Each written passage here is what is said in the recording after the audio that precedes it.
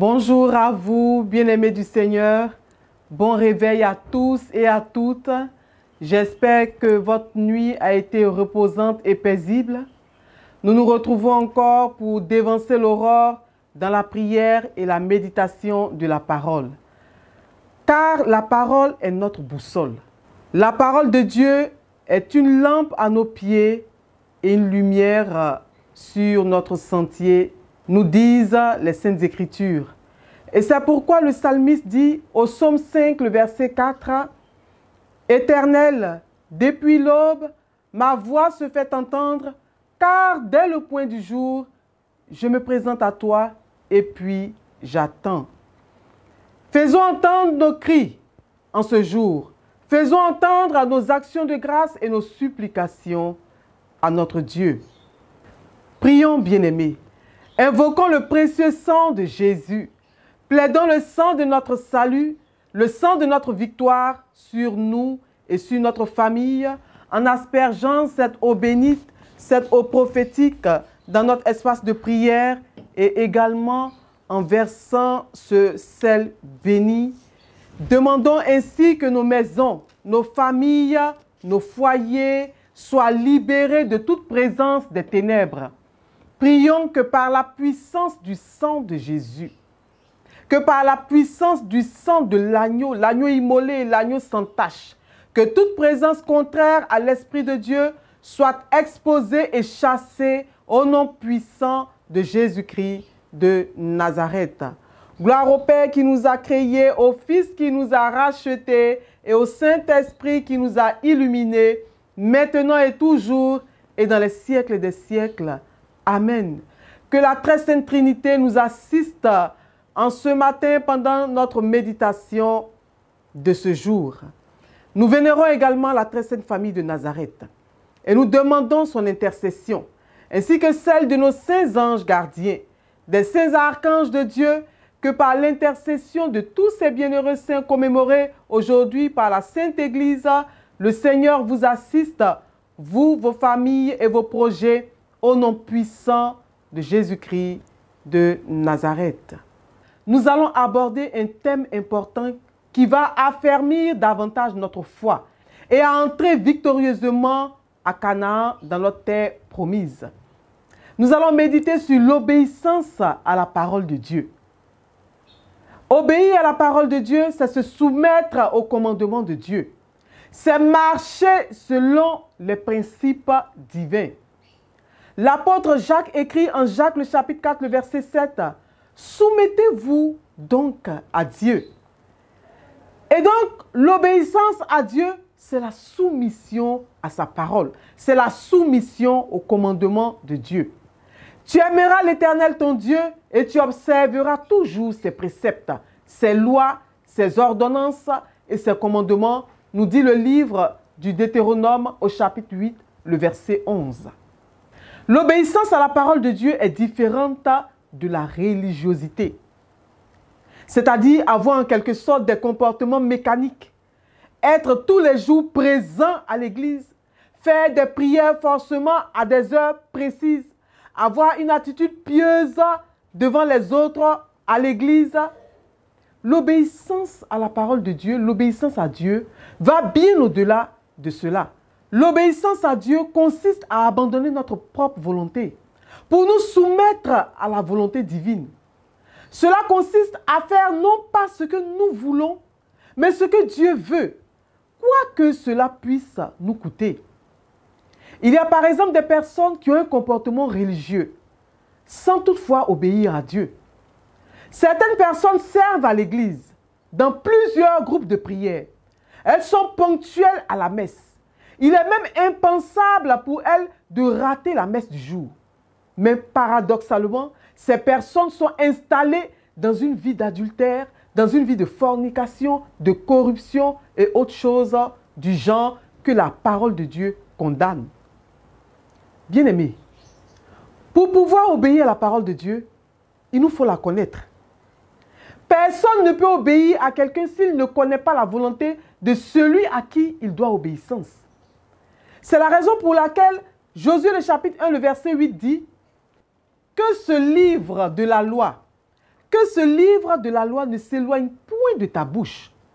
Médite-le jour et nuit pour agir fidèlement selon tout ce qui y est écrit, car c'est alors que tu auras du succès dans tes entreprises, c'est alors que tu réussiras, bien-aimé.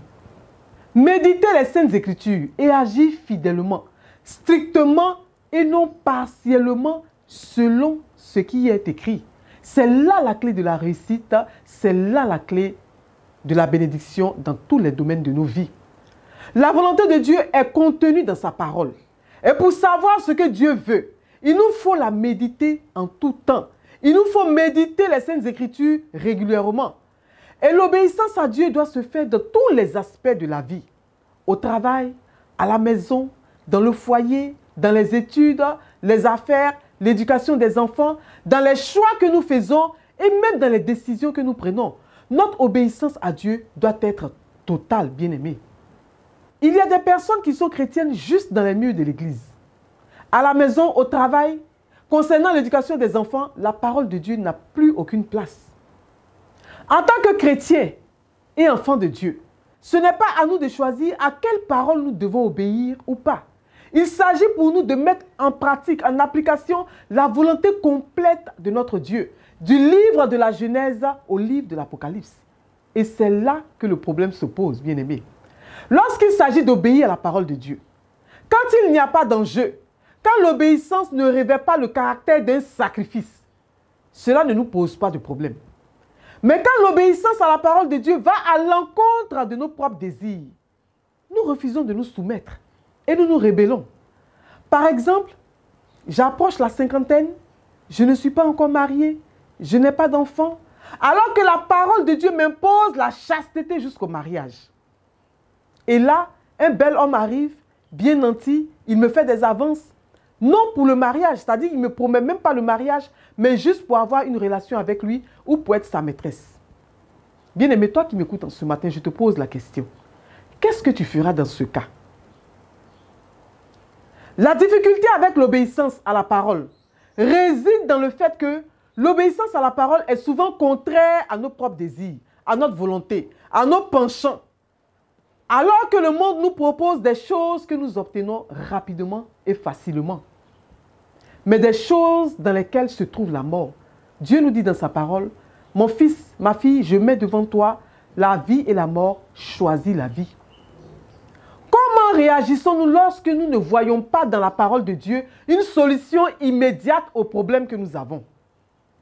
Frères et sœurs bien-aimés, la pédagogie de notre Dieu, c'est l'obéissance avant la bénédiction et non le contraire. Dieu ne va jamais remettre en cause sa parole pour nous faire plaisir. Notre obéissance à la parole n'est pas négociable.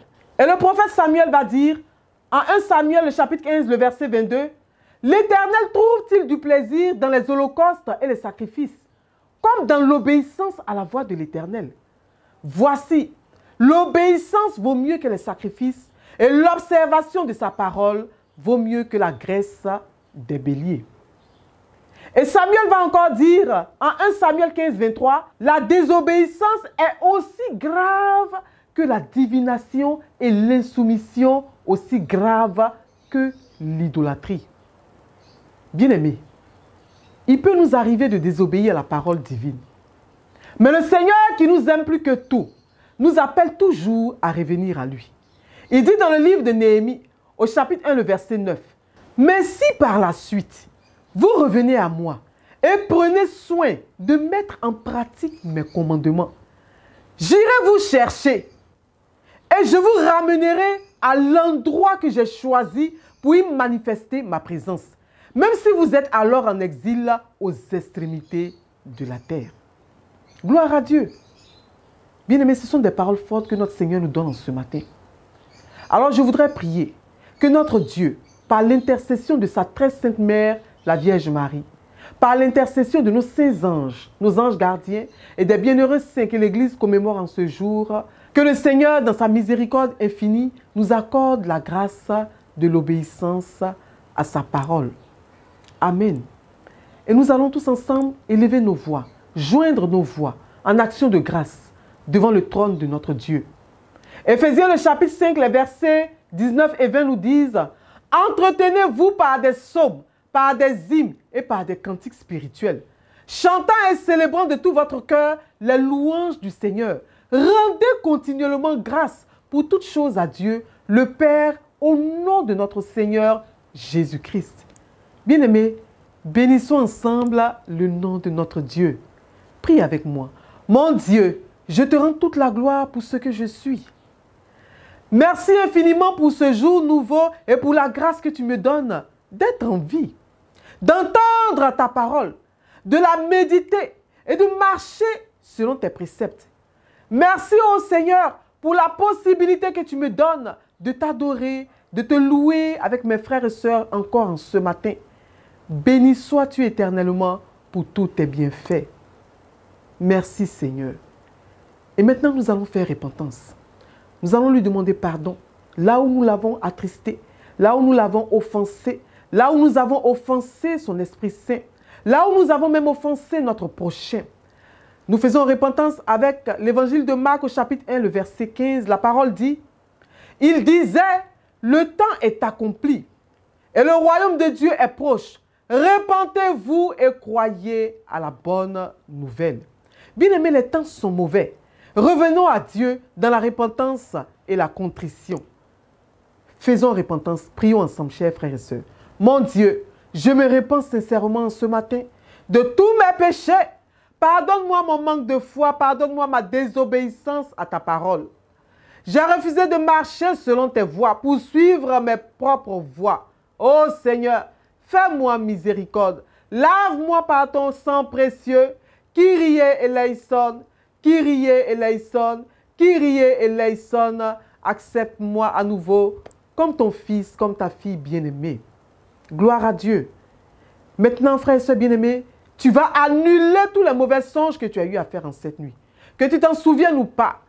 Parce que le prophète Daniel a dit au roi de Babylone, en Daniel le chapitre 4, le verset 19, il a dit, « Mon Seigneur, que le songe soit pour tes ennemis et son explication pour tes adversaires. » Sur la base de cette parole prophétique, déclare que tous les mauvais songes que tu as eu à faire, les songes où tu as été attaqué, les songes où l'ennemi te poursuit, les songes de réclamation familiale, de sorcellerie, retourne à tes ennemis, à tes adversaires.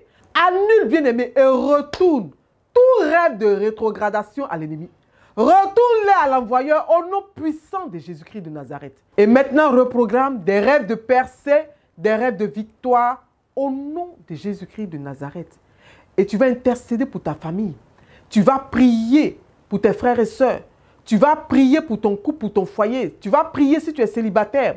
Dans ce point de prière, nous allons élever la voix pour les célibataires, les couples et les enfants. Et bien aimé, selon ton statut, tu vas élever la voix et intercéder fortement ce matin. Parce que bien aimé, la clé d'un mariage béni, la clé d'un foyer heureux, c'est l'obéissance à la parole de Dieu. Nous prions pour les célibataires, pour tous les célibataires qui aspirent au mariage. La Bible dit en 1 Corinthiens, le chapitre 6, le verset 19, « Ne savez-vous pas que votre corps est le temple du Saint-Esprit qui est en vous, que vous avez reçu de Dieu et que vous ne vous appartenez point à vous-même. » Bien-aimé, demande à Dieu la grâce de marcher dans la sanctification. Tu as bien entendu ce commandement de Dieu. Demande donc au Seigneur de t'accorder la grâce de la sanctification. Prie. Seigneur, accorde-moi la grâce de vivre une vie de sanctification, une vie de chasteté avant le mariage. Je veux obéir à ta parole, oh Yahweh, quelles que soient les épreuves, quelles que soient les difficultés. Car je sais que jamais tu n'abandonnes celui qui obéit à ta parole. Seigneur, je sais qu'en obéissant à ta parole, tu vas me combler de grâce. Tu vas m'accorder ce que mon cœur désire. Seigneur, toi seul peux me donner un mari qui va faire mon bonheur, une femme qui va faire ma joie. Amen. Nous élevons encore la voix, bien-aimés. Nous prions pour les couples, pour tous ceux qui sont mariés. La Bible dit en Éphésiens, le chapitre 5, le verset 22 et 23. Femmes, soyez soumises à vos maris, comme au Seigneur. Car le mari est le chef de la femme, comme Christ est le chef de l'Église, qui est son corps et dont il est le sauveur. Et la même Bible nous dit, encore en Éphésiens au chapitre 5, le verset 25, « Marie, Aimez vos femmes comme Christ a aimé l'Église et s'est livré lui-même pour elle. Voilà la clé d'un mariage réussi. Tu vas donc, toi qui es marié, bien-aimé, prier sur la base de ce verset. Prie avec moi. Seigneur Jésus, je veux être cette femme soumise dont parle la Bible. Accorde-moi la grâce de la soumission, la grâce de l'humilité, de la douceur et de la simplicité. Donne-moi un caractère aimable comme les saintes femmes de la Bible. Oh mon Dieu. Seigneur Jésus, je veux aimer mon épouse comme tu as aimé ton Église. Et tu t'es donné en rançon pour elle. Accorde-moi la grâce d'être un mari digne et responsable. Oh Dieu, nous prions que tu nous accordes la grâce de l'enfantement dans notre foyer. Accorde-nous la grâce d'avoir des enfants bénis, des enfants dociles et des enfants obéissants à ta parole. Gloire à Dieu et ainsi soit-il pour vous, pour tous ceux qui ont prié, qui ont fait ces points de prière dans la foi. Bien-aimés, nous allons maintenant intercéder pour les finances, le travail, la promotion et les affaires. Que nous dit la parole de Dieu concernant les bénédictions financières? Malachie, le chapitre 3, le verset 8 dit: « Un homme trompe-t-il Dieu? Car vous me trompez et vous dites: en quoi t'avons-nous trompé?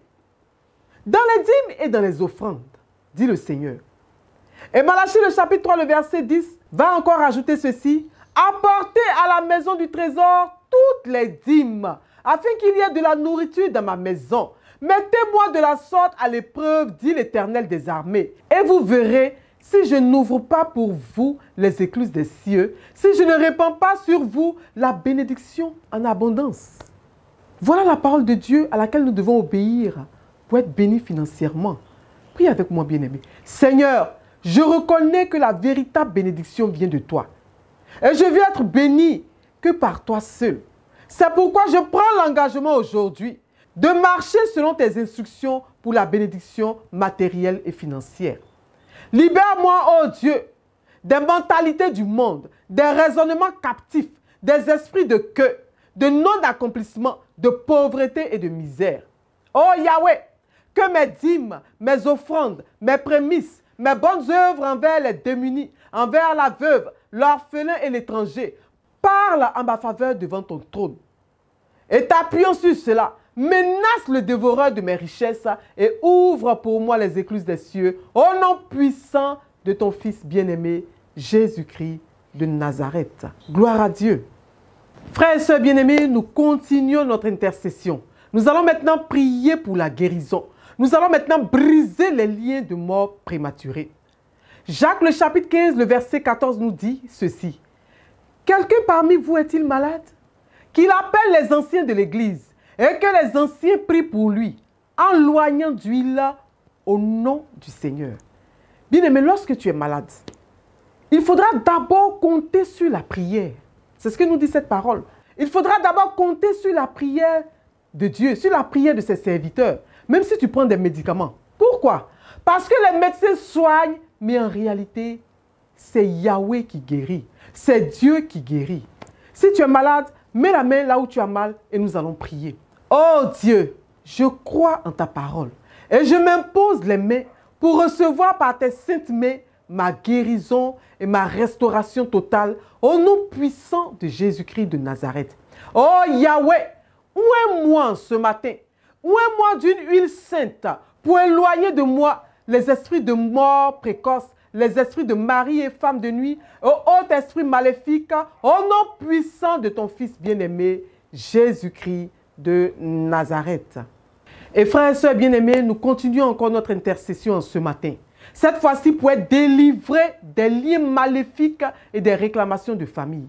Matthieu le chapitre 17, le verset 21 déclare: « Mais cette sorte de démon ne sort que par la prière et par le jeûne. » nous dit l'évangile de Matthieu. Bien-aimés, nous avons tous entendu cette recommandation biblique. Il y a certaines montagnes qui ne peuvent être déplacées que par le jeûne et par la prière. Il nous faut donc jeûner souvent. Prie avec moi, frère et sœur bien-aimés. Oh Dieu, accorde-moi la grâce de jeûner régulièrement. Que par le jeûne, mon esprit prenne le dessus sur ma chair. Que par le jeûne, mon esprit soit connecté à ton Saint-Esprit. Que par le jeûne, j'ai une communion parfaite avec mon ange gardien. Que mon être spirituel soit plus éveillé, plus fort que mon être charnel. Et qu'ainsi, aucun démon n'ait accès à ma vie pour m'oppresser au nom puissant de Jésus-Christ de Nazareth. Et nous faisons notre dernier point de prière pour les voyages et les titres de séjour. Nous allons nous appuyer sur une phrase du psalmiste, une très belle phrase du psalmiste. Il dit au psaume 37, le verset 4, « Fais de l'Éternel tes délices et il te donnera tout ce que ton cœur désire. » Bien-aimés, tout ce à quoi nous aspirons, le Seigneur peut nous l'accorder. Mais la Bible nous recommande de faire d'abord de lui notre priorité et il nous accordera toutes ces choses. Amen. Prions ensemble, frères et sœurs bien-aimés. Seigneur Jésus, je te reconnais comme mon seul Seigneur et Sauveur. Je t'ai trouvé et jamais je ne t'abandonnerai. Tu es tout pour moi, ô Yahweh, et en toi j'espère tout. En toi j'ai l'assurance que je voyagerai. En toi j'ai l'assurance que j'obtiendrai tous mes titres de séjour pour la gloire de ton seul nom. Amen, amen, amen. Merci Seigneur pour toutes nos prières exaucées. Que toute la gloire te revienne. Frères et sœurs bien-aimés, nous sommes au thème de notre méditation de ce matin. Le Maître Jésus nous dit, en Jean le chapitre 14, le verset 23, il dit, « Si quelqu'un m'aime, il gardera ma parole, et mon Père l'aimera. Nous viendrons à lui et nous ferons notre demeure chez lui. » Bien-aimés, c'est un choix libre, car Dieu ne nous forcera jamais à lui obéir. Mais c'est à notre propre avantage d'obéir à sa parole. Je prie que Dieu nous donne un cœur obéissant à sa parole pour notre propre bénédiction. Que Dieu nous garde tout au long de ce jour. Que Dieu nous bénisse abondamment.